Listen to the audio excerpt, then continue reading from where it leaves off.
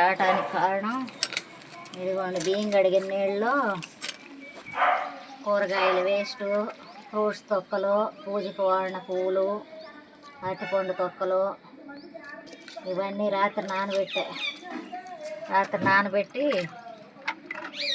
పొద్దున్నే ఇదిగోండి ఇవి ఒక 3 లీటర్ల నీళ్ళు ఉంటాయి. ఈ 3 లీటర్ల నీళ్ళలో ఇగో ఈ బియ్యం కడిగిన నీళ్ళలో నానబెట్టాం కదా, వీటిని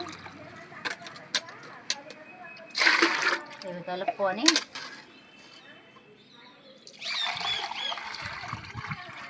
నాలుగు డబ్బాల నీళ్ళలో 2 డబ్బాలు ఇవి కలుపుకొని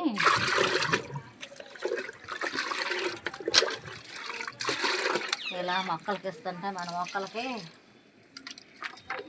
పచ్చగా ఉండి చక్కగా పూలు పోస్తాయి.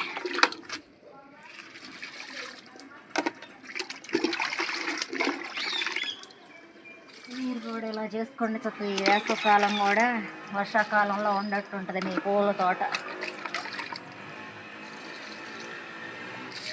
పూల మొక్కలకి, పండ్ల మొక్కలకి అన్నిటికీ ఇచ్చుకోవచ్చు.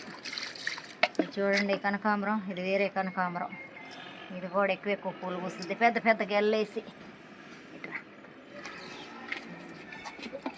ఇలా ఆకుకూరలకు కూడా ఇచ్చుకోవచ్చు.